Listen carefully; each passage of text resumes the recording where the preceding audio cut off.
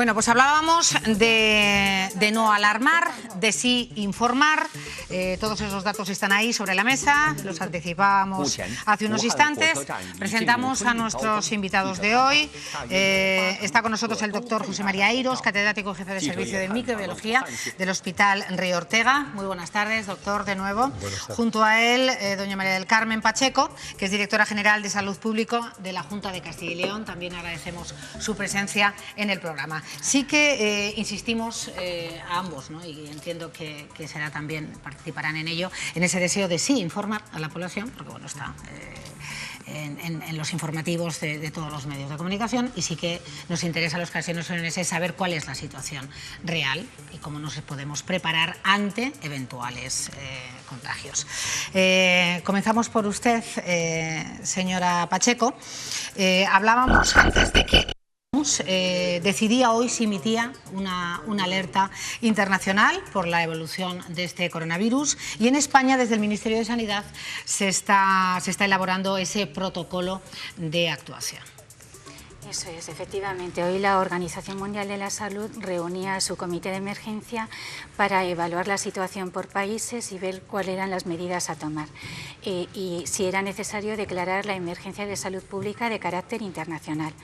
Al mismo tiempo, nuestro ministerio, que efectivamente está en contacto con todos los organismos internacionales, está elaborando ya un protocolo, está emitiendo recomendaciones e información diaria prácticamente a todas las comunidades autónomas, y el próximo viernes, día 24, se ha convocado a la ponencia de alertas de emergencias sanitarias para valorar este protocolo y ver las medidas que haya que tomar. Que en algunos países ya asiáticos y en Estados Unidos se están tomando, ¿no? Por la proximidad o por tener... O porque ya tienen algún caso. Claro, exactamente, como la cuestión de Japón, de Tailandia, de Estados Unidos, Corea, Taiwán... Y Estados Unidos en el último caso. Doctor Eiros, una vez más necesitamos una opinión docta y experta sobre algo que no sé si los científicos conocen. ¿Es algo nuevo, novedoso este coronavirus? Bueno, es novedoso, pero los científicos lo que tienen es memoria.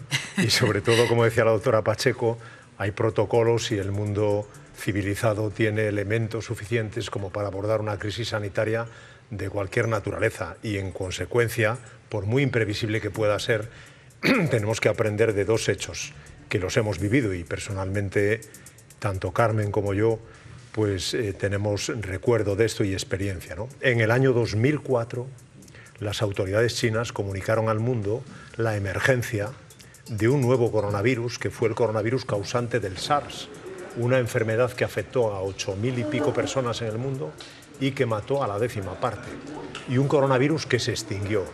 Los coronavirus tienen un reservorio, un ecosistema animal, y de vez en cuando algunos de ellos pueden dar el salto a humanos, como se ha hecho muy bien en la introducción del programa. Este coronavirus del SARS se extinguió, como he avanzado, pero España dio entonces la respuesta acorde con las necesidades del mundo. Yo recuerdo que entonces trabajaba dirigiendo el Centro Nacional de Microbiología en Majadahonda, y fue un privilegio ver cómo los sistemas sanitarios occidentales respondieron. ¿En qué? Tanto en medidas de prevención, como se ha dicho, como en monitorización de casos y, sobre todo, que es nuestro trabajo, y creo que por eso estoy yo aquí, en la preparación de test de diagnóstico molecular que puedan identificarlo en nuestro medio. Y en segundo lugar, otro coronavirus, el coronavirus del MERS, un coronavirus de Oriente Medio que nacía de camellos y de dromedarios, saltó a humanos en el año 2012 y desde entonces sigue difundiendo y matando personas por el mundo. Lo que ocurre... Es que tenemos poca memoria, doctor. Yo estaba ahí recordando, porque seguramente habré estado en todos esos momentos con usted y habré mantenido las oportunas entrevistas para que nos documentara, y efectivamente están ahí. Es que nos alarmamos con algo nuevo cuando lo hemos vivido años atrás en otras circunstancias. Claro, lo decía Carmen, y sobre todo yo creo que una cosa buena, ya que estamos tan acostumbrados a malas noticias, en positivo es que España tiene, por supuesto, un comité de respuesta tanto a los planes pandémicos de gripe, que en este caso nos viene fenomenal, como una cultura de diagnóstico de enfermedades respiratorias víricas, en las que nuestros maestros, los que nos han precedido, han dejado su vida profesional, a mi juicio, de una manera muy excelente, y que la Dirección General de Salud Pública, aquí representada por nuestra directora, sigue tensando, en el buen sentido, lo que es la respuesta sanitaria, que no solamente tiene una dimensión de salud pública, también de asistencia, que lo comentábamos Carmen y yo en la espera de entrar en antena, ¿no? Pero yo creo que esto, sensatez, como en todo, con independencia de lo que usted nos quiera preguntar. Claro, por supuesto. De ahí, ¿no?, la poca o ninguna alarma que queremos crear, pero sí informar y tranquilizar. Si cabe, no alarmar, sino tranquilizar a la población. Sí. Efectivamente, yo creo que el riesgo en este momento es bajo en nuestro país.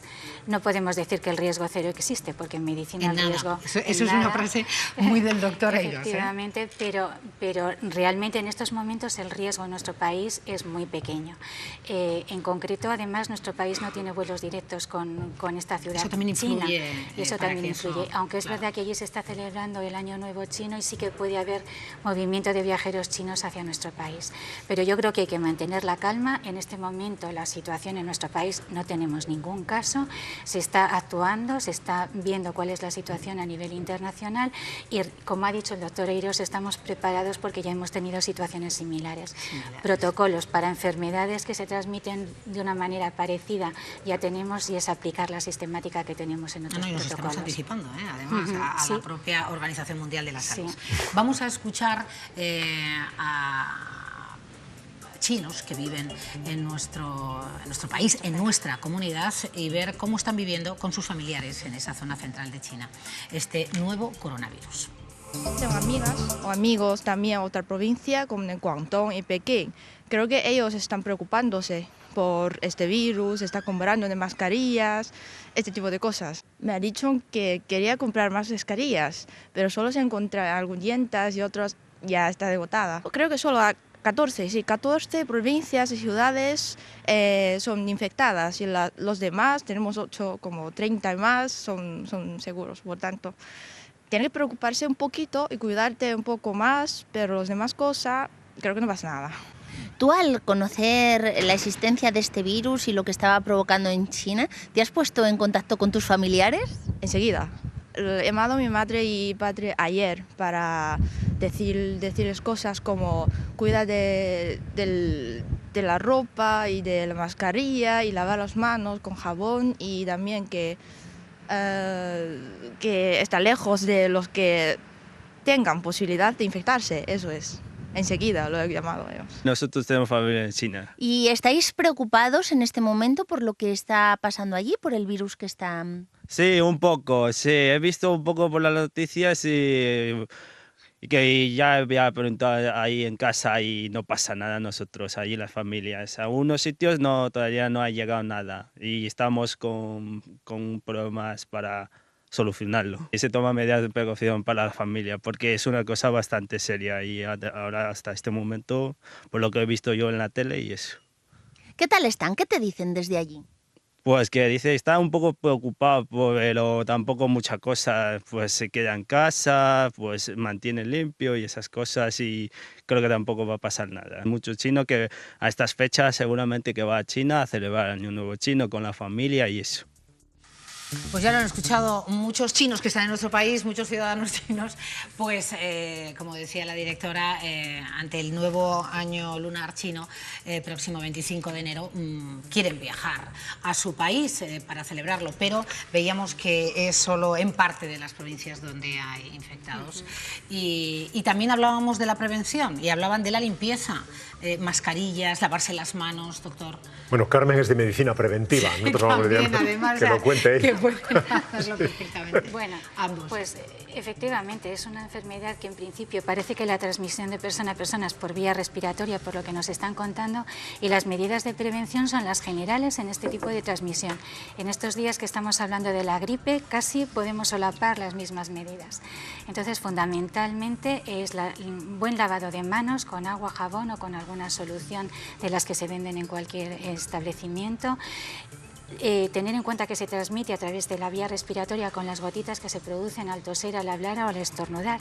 Y en estos casos siempre es importante cubrirse al toser o al estornudar, o bien con la mano o bien con un pañuelo que luego desecharemos, o en caso de que no tengamos nada, con la manga. Pero siempre luego lavarse las manos. Si vemos que hay alguna persona en nuestro entorno que tiene síntomas respiratorios, pues también procurar mantener una distancia con ellos o no permanecer, digamos, en un espacio cerrado durante mucho tiempo. Pero sobre todo recordar cómo es la transmisión respiratoria y la higiene de manos fundamental en estos casos. Nosotros que no somos tan amigos de utilizar mascarillas, pero la sustitución sería lo que aportaba la doctora, ¿no? Sí, yo creo que de todas maneras, si me lo permite, o sea, para nuestros telespectadores, ¿no? Estas crisis de enfermedades respiratorias que son zoonóticas y que emergen en China, hay que observarlas con la cautela que exige la propia cultura china y lo que de las autoridades sanitarias de aquel país se pueda volcar a las redes occidentales.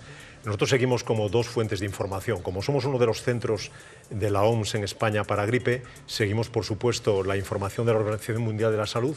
Los chinos han colgado ya a sus autoridades en Jinbang la secuencia genómica del coronavirus, de manera que podemos conocer los protocolos y podemos conocer los iniciadores para hacer... Es como si, hablando en un programa de cocina, conociéramos la receta y tuviéramos la infraestructura para cocinar, ¿no?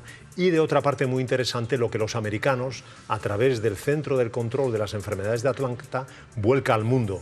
Es una fuente de información muy solvente para nosotros, son pioneros en el desarrollo de matrices de diagnóstico. Yo lo vivía así porque a mi correo electrónico me llegaban ya en el 2009, cuando emergió la última pandemia de gripe en México, y fueron ellos los que nos volcaban la información. Hay que recordar esto, lo del SARS que hemos comentado, que fue explosivo. Las circunstancias son las mismas. A mí me recuerda mucho la observación y las imágenes que vemos monitorizando la temperatura, y tengo algunas anécdotas con líderes internacionales que nos contaban que no era fácil monitorizar si un chino, dicho con todo el cariño, tiene fiebre o no, y menos 300 cuando bajan de un avión. Es que hay que... Es complicado, claro, hay que dimensionar. Yo creo que es muy importante lo que en salud pública puede constituir una crisis de estas características. No solo manejar poblaciones, sino, vuelvo a insistir, tener los elementos de diagnóstico. Y nuestro papel en esto, y estando la directora, pues es primero agradecer que Valladolid siga contando con la infraestructura de un centro. Segundo, que podamos llegar al diagnóstico. Y tercero, que nuestros médicos, que son los héroes, por así decirlo, ¿no? Los compañeros que están viendo a estas horas, como muy bien decía la doctora Pacheco, las urgencias, pues muchas veces sobresaturados con cuadros de gripe, puedan saber, llegado el caso, que hoy en día es muy difícil poner puertas al campo, y que un viajero, bien es verdad que no tenemos vuelos directos con Wuhan, pero sí los podemos tener con Seattle, con escala en San Francisco o en el JFK de Nueva York. El riesgo cero no existe. No existe, y de alguna manera tener el acervo cultural de que existe esto. La globalización influye mucho en esto también. Los virus hoy viajan en primera, que digo yo. Antes venían en los barcos, ¿verdad?, en los sótanos de los barcos, pero ahora viajan en primera, desde luego. Ahora sí que es imposible poner puertas al campo. Ya antes de despedirles, hay que hablar de la gripe, porque lo han nombrado en no pocas ocasiones, y eso sí que está directamente en lo que es la población de Castilla y León. ¿Cuál es la situación real en este momento? ¿Qué da las tasas? Pues sí, hoy se han publicado las tasas a través de la red Centinela Sanitaria, que son unas tasas específicas, y estamos en torno a los 250 casos por 100.000 habitantes. Sí que ha aumentado bastante con respecto a la semana anterior, pero es normal. Estamos, o sea, ¿está dentro de...? Sí, estamos en un nivel de intensidad intermedio, pero es verdad que estamos en la parte ascendente de la curva. En esta semana o en la siguiente seguramente alcanzaremos el pico máximo, y bueno, es una gripe estacional, la gripe normal, y es verdad que se está produciendo un mayor número de casos, pero vamos, no es todavía nada alarmante tampoco en ese sentido. Pues nos tranquiliza también. Doctor Eiros, ¿cómo responder a la gripe? Como siempre, yo creo que aquí son, pues lo podría contestar también Carmen, ¿no? Son medidas de educación sanitaria elemental que ya ha contado, ¿no? Quizás la más importante es que nuestra población, y yo creo que en eso sí que hay que hacer un llamamiento ahora que están de moda otros temas de educación en el colectivo de los niños y de los jóvenes. Yo creo que es muy importante que cuando se estudia conocimiento del medio, en la educación secundaria, tengamos un módulo, a eso debíamos dedicarnos, ¿no?, donde se hable de algunos temas de salud pública relevantes. No es concebible que nuestras nuevas generaciones recelen de la vacunación. Y España tiene un problema, porque en el año 2009, cuando salimos de la pandemia, teníamos una cobertura en población mayor de 65 años que tiene indicación por edad. Siempre decimos que la gripe afecta a niños y a segmentos jóvenes, pero que complica a personas mayores con criterio de edad y a personas que tienen patología de base. En este sentido les decía que los niños tienen que conocer que la vacuna no se implanta con la prevalencia que debiera. Vacunábamos en España en el 2009 al 65% de la población mayor de 65 años, fácil de retener, y ahora solo al 52%. Hemos perdido 10 puntos. Y esa caída de escalón es responsabilidad al menos nuestra. Nosotros tenemos que contar que la medida más eficiente en salud pública para afrontar una temporada de gripe es la vacunación, aunque la vacuna no sea eficiente, no sea efectiva, para hablar con propiedad, al 100%, aunque solo alcance el 50% o incluso menos. Pero es la medida que tenemos. Claro. Y eso creo que coincidirá la doctora Pacheco, ¿no? Efectivamente, las tasas de vacunación son un poquito más altas, ¿eh? La verdad es que Castilla y León, dentro de lo que es el panorama nacional, está mejor que la media nacional. Pero es verdad que en los últimos años sí que se ha notado una tendencia descendente en las coberturas de vacunación en todos los grupos de edad. Y ahí tenemos que hacer un esfuerzo importante, tanto las administraciones y los profesionales sanitarios también, porque también en ese colectivo... Si me lo permite, empleémonos también, ¿no?